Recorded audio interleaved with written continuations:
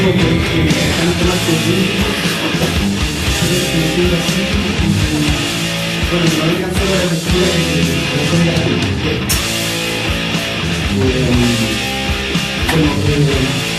también fue un caso de teología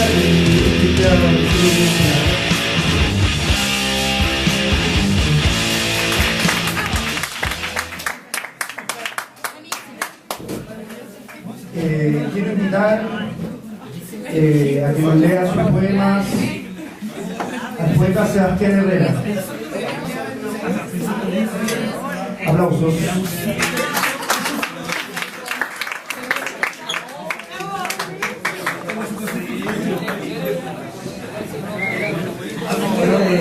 Primero agradecerle a Gabriel por la invitación y después a mis amigos por acompañarme. Y que guarden silencio atrás.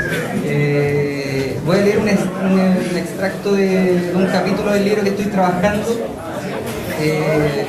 Este capítulo se llama Cantos. Voy a leer la tercera parte. En un extraño sueño vimos todo. Vimos al sol salir de su eclipse. Vimos al tiempo detenerse. Lo vimos hacerse heridas, costras y cicatrices que no eran más que la gran ventana hacia la realidad. Vimos que todo era absolutamente blanco y que en este blanco no existían vacíos, pues todo y todos éramos parte de lo mismo. Todos éramos pequeños fragmentos, pequeñas hojas blancas que eran parte de un gran libro. Esta gran ventana nos hacía testigos de que el universo entero era un gran y único texto abierto esperando por nosotros. Al despertar, todo oscureció, nos encontramos varados en un enorme árbol tan grande que podíamos observar el universo entero desde ahí. Entonces nos dimos cuenta que este gran árbol estaba justo al centro del río, bifurcándolo en dos direcciones, una que nos permitía seguir nadando contra la corriente y otra que nos haría nadar con el curso del río. No supimos qué hacer, por lo que decidimos quedarnos y pasar la noche ahí, hasta encontrar algún indicio de qué era lo que debíamos hacer para que este universo no solo fuera una ventana hacia la realidad, sino la realidad misma.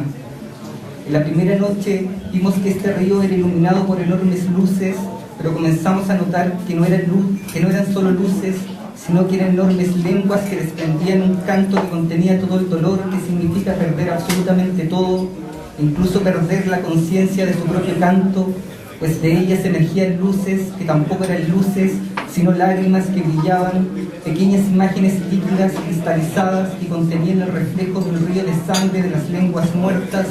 Entonces sus aguas no eran más que aguas que corrían en una cronología orientada hacia lamentos pasados y deseos futuros. Entonces el universo era un enorme recipiente inundado de sangre que no era sangre, de sangre que no era dolor, de sangre que no era más que la unión de todas aquellas lenguas que se muerden a sí mismas.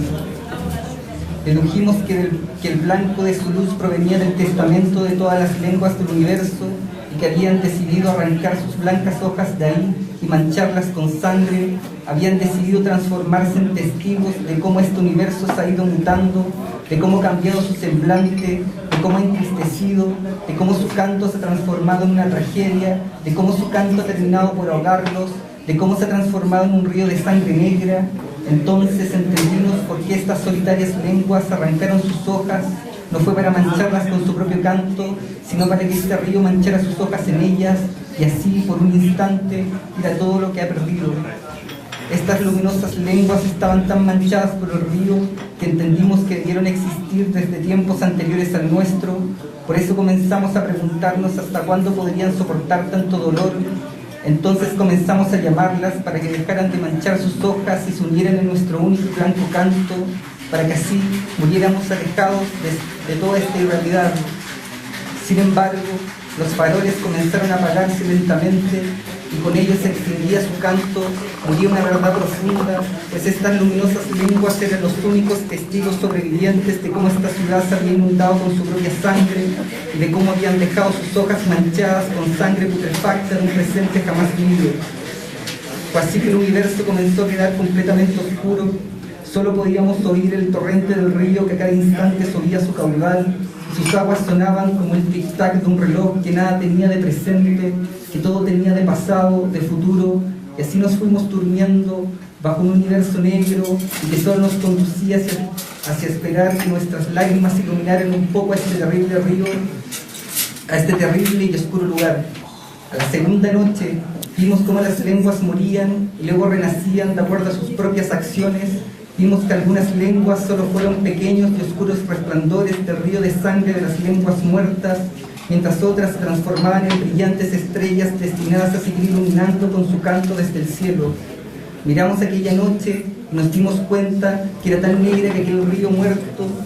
Vimos que en ella brillaban millones de luces blancas. Supimos que estas luces eran las lenguas que ahora muertas iluminaban desde el cielo con su canto. De pronto sentimos temblar, sin embargo el temblor venía desde el cielo. Era la lucha de las estrellas, la decisión que tomaron de caer al firmamento. Las vimos caer y era como ver a la realidad desprenderse a pedazos. Entonces pudimos entender que las estrellas no brillaban por sí solas, sino porque intentaban mostrarnos nuestro propio reflejo. Vimos a las enormes estrellas caer, partir e incrustarse en las aguas del río, y ahí pudimos ver que eran enormes lenguas que murieron iluminando esta ciudad y que hoy de nuevo bajaban a esta tierra. Las estrellas eran entonces los enormes cantos provenientes de hojas blancas, y aquel fulgor emanado provenía de su transparencia, haciéndonos entender que las estrellas eran espejos que intentaban mostrarnos la realidad. Sin embargo, estábamos tan concentrados en nuestro agónico canto que solo pudimos observar nuestros famélicos y agónicos cuerpos, mientras nuestro canto se desvanecía hasta casi no escucharse la siguiente noche. En la tercera noche, los espejos comenzaron a resplandecer con un canto tan fuerte que nos despertaron de nuestro fatal sueño. Su canto comenzó a provocar grietas en ellos mismos, grietas que eran ventanas para todos aquellos que quisieran ver la realidad. Entonces esta luz, este canto de espejos frisados era la herida esquizofrénica, el doloroso sentir de la realidad. Decidimos tomar nuestras lenguas y cortarlas en la frisadura de los espejos. Al hacerlo, sentimos un enorme dolor. El dolor se concentraba en 4 puntos, cada punto era una herida, y cada una de estas 4 heridas tenía incrustado un trozo de espejo que resplandecía en nuestro interior. El primer espejo comenzó a manar una gran cantidad de sangre. Sin embargo, el dolor se intensificó cada vez más, hasta que en la primera herida ya no salía sangre, sino vidrios que no eran vidrios, sino sangre transparente que nos hizo gritar de dolor. Pero este grito tampoco era eso, sino un desgarrador canto que emergía de nuestras lenguas y desembocaba como una enorme cascada en el río de sangre de las lenguas muertas, estrellando miles de pequeños espejos en él. Los espejos caían con tal fuerza que salpicaban agua del río en nuestras lenguas. Sus gotas comenzaron a caer en el segundo espejo, infectando la herida que había en él. Entonces de ella ya no salían vidrios, sino una secreción oscura que pensamos que era pus, pero no, eran letras negras, un oscuro abecedario que salía de nuestras lenguas y que se hundía lentamente en el río. Mientras se sumergían, pensamos ver unas flores de loto flotar, pero no, eran letras que se rehusaban a hundirse y que formaban la palabra Dukkha. Entonces sentimos un enorme dolor y de nuestras lenguas comenzaron a salir pequeños espejos que hundieron definitivamente las letras negras que aún quedaban. Decidimos sumergir nuestras lenguas en el río para así reflejar a los pequeños espejos, pero cuando lo hicimos comenzó a manar pus de nuestra tercera herida. Entonces abrimos nuestra boca y los pequeños espejos que flotaban en el río comenzaron a brillar, proyectando haces de luz en el tercer espejo, el cual hizo rebotar hacia la tercera herida, secándola y haciéndola costra. Fue así que la herida del tercer espejo se convirtió en una cicatriz, que era una especie de ventana. Entonces entendimos que la única forma de cantar era transformar el testamento de todas las lenguas del universo en una ventana hacia la realidad. Sin embargo, estábamos tan exhaustos que decidimos dormir y esperar la siguiente noche.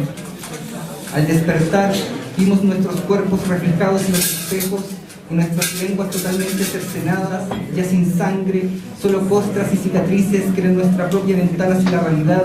Entonces comenzamos a contemplar nuestra gran ventana y decidimos volcarnos en ellas y hacer desde ahí nuestro canto. Cuando hicimos esto, las costras de nuestras lenguas comenzaron a desprenderse, se arrastraban por nuestra lengua, provocando unas enormes arcadas. Entonces no pudimos aguantar más y comenzamos a vomitar. Una gran mancha negra salió de nuestras bocas, pero esta mancha no era sangre, sino millones de baratas negras y de alas blancas que comenzaron a salir de nuestras bocas como si fuera nuestro canto. Estas baratas comenzaron a volar a gran velocidad, cubriendo y mezclándose en el río. Sin embargo, y sin previo aviso, se detuvieron, se dirigieron a toda velocidad hacia nosotros, entraron por nuestros ojos, nuestros oídos, nuestras narices, nuestras orejas, nuestras bocas y por cada poro que existía en nuestros cuerpos.